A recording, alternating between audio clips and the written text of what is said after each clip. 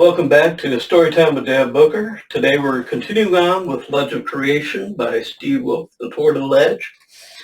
And we are finally at Chapter 4, The Race Begins. We're going to try and do 2 chapters today, 4 and 5. So we finally get to the race itself. We've met everybody, seen who's on the teams. Now it's time to go to the race. So let's begin.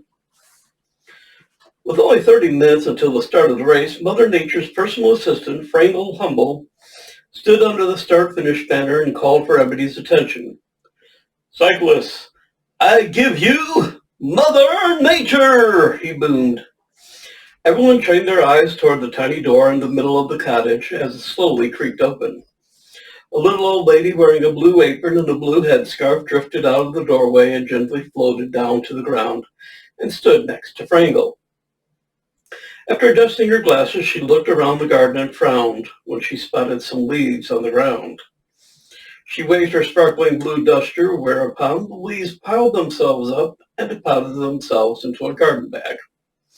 Mother Nature then began inspecting the cyclists and nodded with approval at all the bikes on show. "Frangle!" Her harsh command jumped off her tongue. Frangle Humble was a skinny, bald-headed man with thick, round glasses and a rump tummy. He had been at Mother Nature's side ever since she had acquired an assistant, which was just after Zodiac. Proton, Starlet, and Constella were created. He was there to be nagged at and to do the dirty laundry, which Mother Nature would always take great delight in telling him he had done wrong. He edged toward her. "Yes, Mother Nature?" "That chair over there." They both stared at the offending piece of furniture. "That's not my official chair." "You know my official chair. My feet cannot touch the floor when I sit in that chair. Where is my comfy chair?" Frangle sighed and disappeared into a small wooden shed at the bottom of the stony stairs, reappearing shortly afterward with the official comfy chair. "It's too hard. There should be a cushion," complained Mother Nature. His eyes rolling in the back of his head, Frangle found a cushion and placed it on the chair. The cyclists in the crowd felt relieved that they were not in Frangle's shoes. "Thank you, Frangle," said Mother Nature as she sat down, before standing straight back up again. "Frangle, I now feel too low. I should be higher up." Frangle wandered off, found a large box, and placed a chair on top of the box. Mother Nature was now sitting in an elevated, comfortable position. He looked crushed. "Now that's much better," she said, looking down at the assembled crowd, who looked back up at her. "Cyclists," she shouted, "you are here as special guests, and as special guests you will be riding the incontestable Toward the Ledge Classic, a 500-mile, 5-day event. I want no cheating." Her eyes burned into Clayton's sneer, who appeared to flinch. "There will be consequences if you do. I want to see the Toward the Ledge become a classic in the eyes of the ledge and the earth." She then stood up, much to Frangle's annoyance. "However, the rules will be very different to those of you that you are used to. This is a team event. There will be no overall individual winner, and the victors will be the team that finishes first. All members of the team must complete the race for that team to officially finish." She adjusted her glasses. "Are there any questions?" "Woo!" Mother Nature stared into the crowd with a stern, lingering look, finally saying, "Mr. Wolf, there will be no chasing chickens. Proton, Constella, you may go and clear the route." Proton and Constella nodded, mounted their Tinkle 900 road steeds, and headed out of the gate before disappearing down a steep, winding mountain road. Mother Nature sat back down and looked at her watch. "Teams, you have 20 minutes before the race begins." At that, the cyclists dispersed. Mother Nature then turned to speak to Frango, who was not there. thus inflaming Mother Nature's internal anger. "Frangle!" she screamed in a high-pitched voice. All eyes turned towards the bald-headed man, who cringed. He was mingling with teams Cogs and Clocks, chatting about bikes, when Mother Nature's voice boomed around his ears and hammered into his brain. "Frangle!" she shouted again. "Oh, where is that man?" Switching on his selective hearing, Frangle continued his conversation with Derek Dickerson. But Mother Nature was not one to give up easily. "Frangle, humble!" she cried. "If you do not appear by my side this instant, I shall have to cancel your free time on Friday nights." Frangle's ears pricked up. He enjoyed Friday nights. It was drama club on a Friday. Sighing, he made his way through the stunned crowd and sidled up to Mother Nature. "There you are," said Mother Nature, as if she was talking to a child. "Where have you been? I need the flag to wave off the cyclists." Dejected, Frangle wandered off and found the flag with the word "Start" printed on it. "Here you go," he whispered as he handed over the flag and went and stood rigidly next to Mother Nature's high box. Excuse me.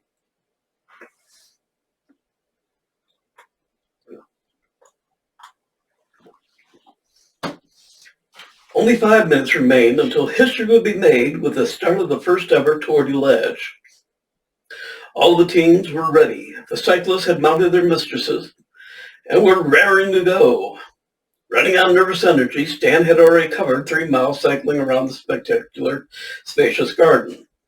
Reg had finally stopped howling at the earth. Barry was looking a little apprehensive as the road down the mountain. Come on, work with me here. There we go. Mountainside looked dangerous. Colin had checked his pockets for spices. Bernard had rescued his Barnet Diablo slingshot and adjusted his baseball cap-shaped helmet. Austin had checked his internal GPS, and Derek had looked at his team and thought, "What a bunch of misfits." But then smiled, thinking, "My misfits."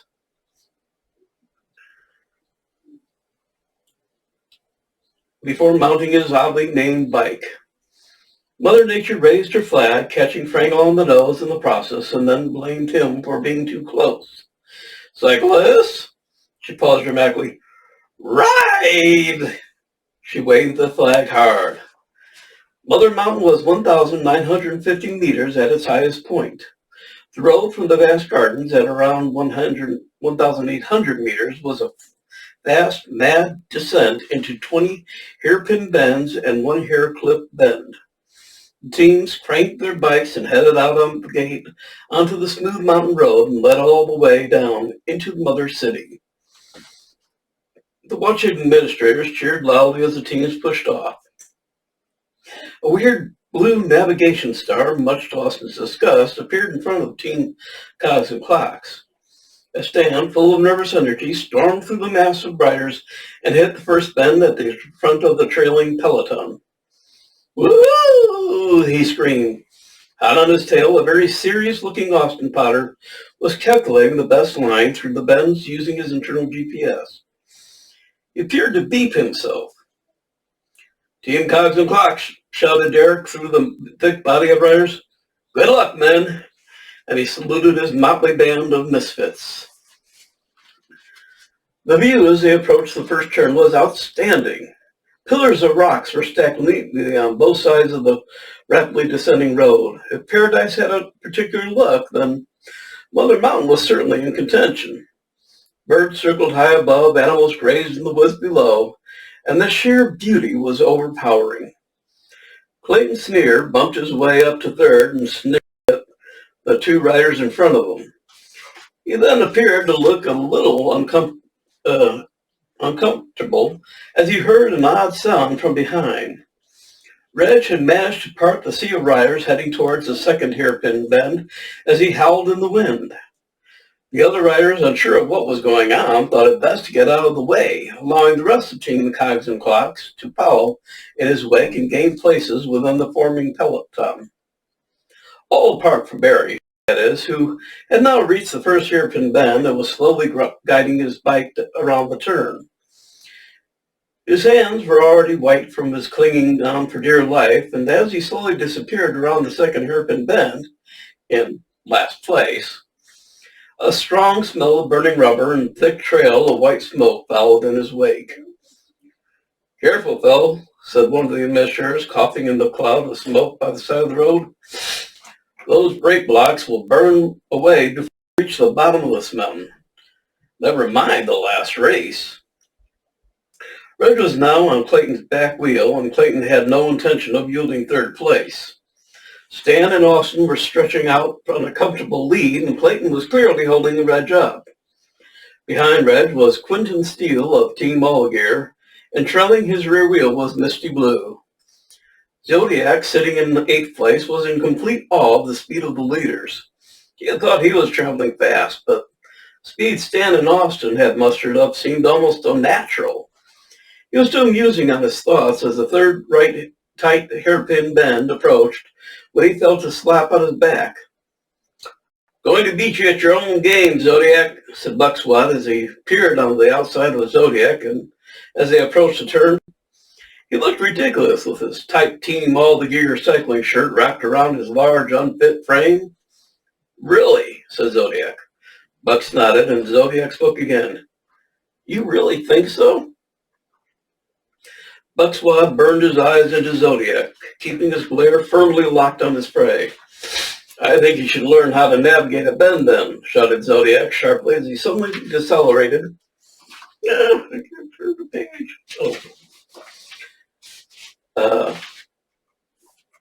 Having not looked where he was going, Bucks Wad suddenly turned and his eyes filled with terror as he projected straight off the third turn, screamed in midair, and landed hard in a tree. Zodiac shook his head and grinned as he disappeared around the tight bend and closed in on Starlet's lovely rear end.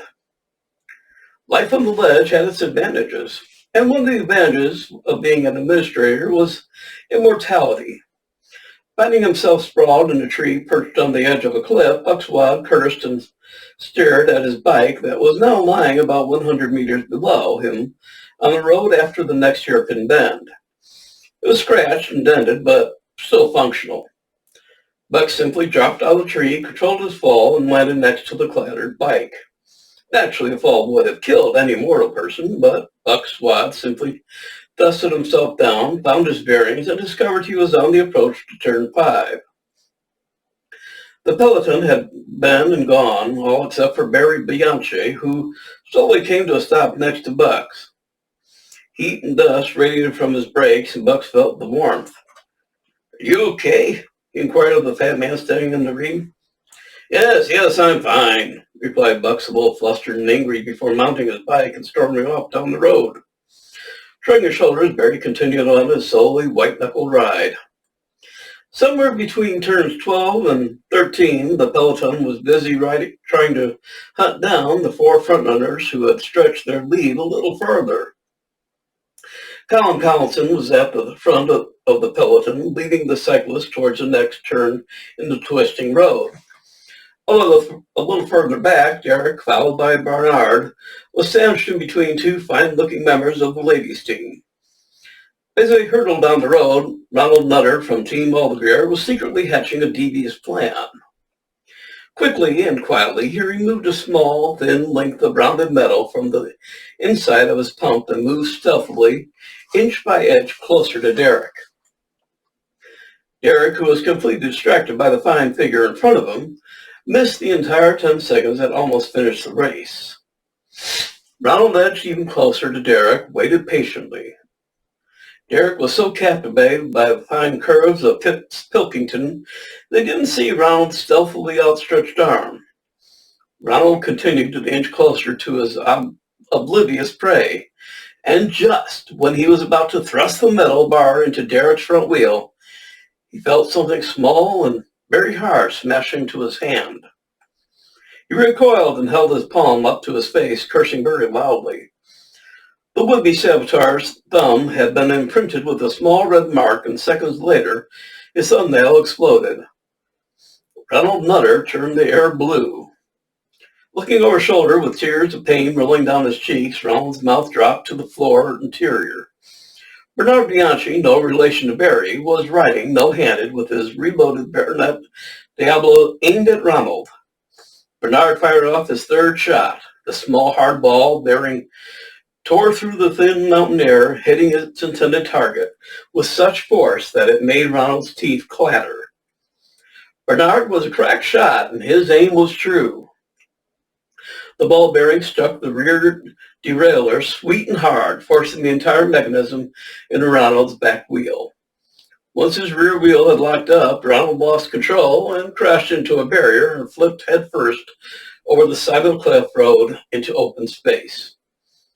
Granting his approval, Bernard secured his slingshot as his team leaned into the tight 13th turn.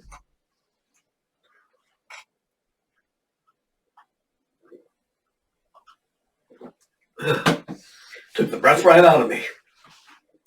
Ronald Miller's race was over. However, on the ledge, mortality for visitors was a bit of a gray area. Ronald was lucky. He had fallen onto something small and yellow with two tiny engines that had broken his fall. He was then propelled back up the mountain on a weird flying machine and deposited face down on a wet, grassy surface. Seconds later, his twisted bike landed next to him. Ronald Miller was a bit slow. As he angled his head upwards, he was greeted by a fluffy slipper tapping on the ground. "You were warned about trying to cheat," said Mother Nature. "And now you are to be punished." "Prangle?" "Yes, Mother Nature." Prangle, with a sympathetic look, turned around. "Yes, Mother Nature." "Oh, inform Mr. Hawthorns he will be receiving a new guest." Prangle, with a sympathetic look, turned to Ronald. "Yes, Mother Nature." "Who?" questioned Ronald. "Oh, you will find out soon enough, my dear boy," quit Prangle. And I used the wrong voice, sorry. And then shuddered when Mother Nature's bellowed another command. "And will you please get me a cup of tea? I'm parched." As the riders approached Mother City, more and more administrators were winding their route. Some were clapping, some had whistles, and one but a dog crossed the road, almost taking out 3 riders. Once Stanley, Austin, Clayton, Reginald, and Misty had Ronald turned 19, the peloton followed shortly afterwards into the deafening din. 30 seconds later, Bucks Wad stormed past, and finally, 3 miles after, the leaders had trailblazed to the finish line, a cloud of smoke concealing Barry Bianchi, who had a fierce look of concentration on his face, slowly rode by. His knuckles were numb as he rode past the crowd, who slow clapped his arrival. A young administrator in a bright red 3-wheeled child's trike rode past him and blew a bubble that popped in his face. Barry carried on. He knew once the descent was over, his race was about to begin. At the final hair-clip bend, a bend that appeared to turn down the mountain, only for it to turn back up in a U-turn before passing over itself again, finally leading out on the flat, horizontal road that headed towards the center of Mother City. Stanley Cosworth was the first to blast down the ramp to a chorus of shouts, claps, and cheers. The road surface was as smooth as silk, and the tarmac was black and beautiful. Austin Potter calculated a line off the ramp with Clayton Sneer breathing down his neck. Reginald Wolf was next, howling at the crowd, who really didn't know how to respond and just kind of applauded. But when Misty rolled off the ramp, the crowd amped up their approval. The leaders glanced at one another. It was such a surreal event. The peloton then bounced off the ramp, and the crowd went crazy. Banners were raised, whistles were blown, and the man wearing nothing but a leaf over his child-producing kid jumped down the road and chased the peloton down the street. His face was painted blue, and on the back he had Team Clogs and Clocks emblazoned in white paint. When Bucks Wad approached, the crowd became mute. He was not a popular figure. Minutes later, a waft of burning rubber drifted under the noses of the crowd, and a very relieved Barry Bianchi finally let go of his brakes for the very first time since the race had begun. His almost permanent look of terror disappeared as the near-naked Team Cogs and Clocks fan grabbed the back of his bike seat and pushed him hard down the street, shouting, "Go, go, go, Team Cogs and Clocks!" Barry Bianchi narrowed his eyes. He could now race. Spinning his crane car, he accelerated faster than at any time since the race had begun. He was actually going faster on the flat than on the descent. Barry was now on a mission. It didn't take him long to catch the overweight Bucks Wad, who was now clearly struggling without gravity to assist him. Barry eased past him and began gaining ground on the peloton. From the foot of Mother Mountain, the teams were thrust to the long open road known as Mountain Drive. It curved around on itself, so the riders were now heading west. The peloton passed over the crossroads known as the Dog and Bell and eased past the National Museum of the Ledge. The crowds were now 8 people deep as the spectators craned to get a better view, and the noise was deafening with clapping, banging drums, and whistles.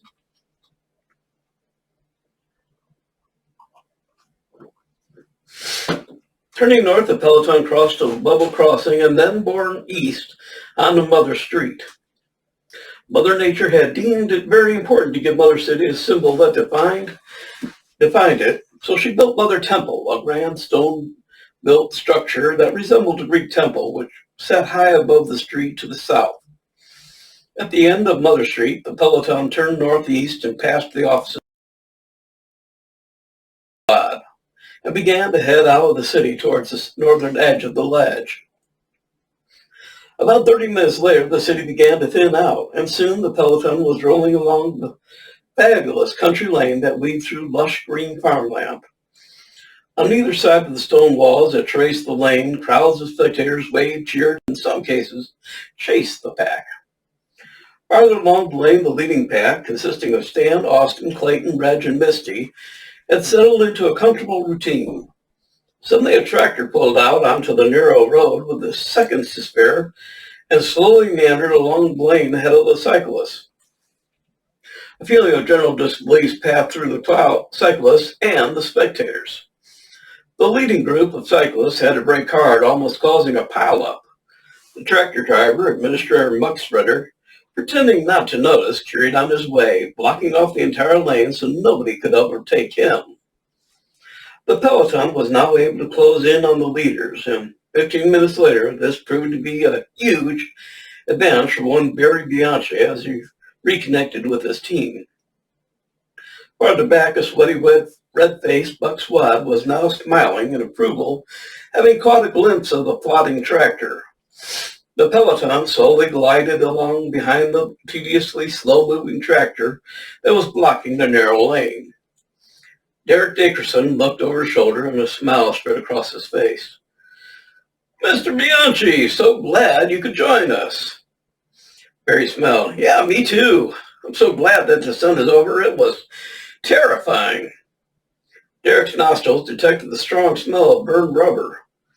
"Smell like you've been rubbing something up the wrong way," he said, laughing. He was on the roll. He caught a glimpse of the lumbering, inconsiderate vehicle holding them up. "Hey, did you hear about the magic tractor?" "No, but I'm sure about to find out," replied Colin deadpan. "It turned into a field." Colin Collison tried hard to not laugh and muttered, "I wish it would." Colin, feeling a little peckish, pressed a little black button underneath the seat. A small hatch on the top of his crossbar opened, and something began unfolding out over his handlebars. "What on earth is that?" Barry asked. He was astonished to see a little preparation table snapped into place over the center of Colin's handlebars. "It's a small table to prep food," replied Colin, as straight as if he was saying his name. He couldn't understand the fuss. Colin Collison was a very good trained chef who taught in the college. In his opinion, he worked very hard. Derek, however, held a completely different opinion. The little table had slots for a carving knife and a fork, and from somewhere Colin mustered up a pepper, tomato, slice of cheese, and 2 slices of bread. Cheese, sliced tomato, and pepper sandwich, not forgetting a sprinkle of salt. He did this without stopping. Once the sandwich was complete, he pressed the little black button again under his seat, and the table floated up, vanishing into his back frame. So it helps with the cramp, apparently, Colin muttered through a mouthful of rotating bread. It looked like a semester. Zodiac appeared and eyed Colin's sandwich. Hungry, Colin? Where'd that come from? Derek quickly interjected. Zodiac? Don't ask. Uh-oh. Okay, he said, collecting his thoughts. This tractor is a work of Bucks Wad, he whispered. I am sure of it. Derek nodded. Do you think your friends missed it? Proton and Constella? Yes, said Zodiac, nodding. Bucks would have probably told the tractor to hide as they passed through the area. Well, what about Mother Nature? She said no cheating, mused Derek. Come on. Bucks Wad knows the system. Technically, he has done nothing wrong. To actually prove he was involved is a hard thing to achieve. Derek nodded and looked over his shoulder. Speaking of which, it appears his plan has worked. He's gaining on us. Zodiac's grim pace was enough to mark his disapproval. Up ahead, the tractor finally put off the lane, and the teams fired up. This time, Barry joined the leading pack. Woo-hoo! Shouted Stan. Barry's here! And he did a 100-meter wheelie. Thanks, Stan. Woo! Thanks, Reg. The peloton left the farmlands, and soon they were out on the moors and the wilds of the ledge. The country lane, rolling in places, guided them along towards the windy woods of the freckless forest. Meanwhile, a very confused and apprehensive Ronald now found himself flying high from the top of Mother Mountain and propelled northeast, where he was unceremoniously dumped face down for a second time. Only this time it was onto a dirty, dusty road. Tilting his headgear upwards, he was greeted by a set of gray, flaking toes protruding from shoes that had seen better days. He allowed his gaze to creep upwards to clothing, but what really scared him were the 2 bright, shiny eyes that hammered into his head. Welcome to Ghost Town, boomed a deep, gravelly voice. I am rigorous Mortise. Ronald whimpered pathetically and dropped his head back onto the dirty road. All right, we're going to stop at chapter 4 right now and work on chapter 5 later. I'm going to take another drink of my tea. I really hope that you are enjoying Ledge of Creation by Steve Wolf. The Torn Ledge is a lot of fun, and I'm enjoying the heck out of reading this. I'll read chapter 5 probably in the next few days and place that on here, and I will check with Steve and see how far he's going to let me go on this. Because I'm having a ball. I'd like to read the whole damn thing. But you can get your own copy, and these are available on Amazon, and I believe, hell, even on Walmart, but you'd have to order it online. So get your copy, just in case I can't read the whole thing and I have to stop, because you're going to want to finish this thing. Every environment is fantastic. Every place they visit is fun. And the characters are one of a kind. You're not going to find a book like this out there. It kind of reminds me of like the Hitchhiker's Guide to the Galaxy type stuff, where you've got some great characters, great location, a lot of fun all the way through. So get your copy. I look forward to seeing you again on the next reading. And that's it for today. So appreciate you being here. I look forward to seeing you again. Thank you for visiting. Bye. And now I'm doing this, so I got to look this all the way across this thing. I don't have help. And I can't see a damn thing without my glasses, so.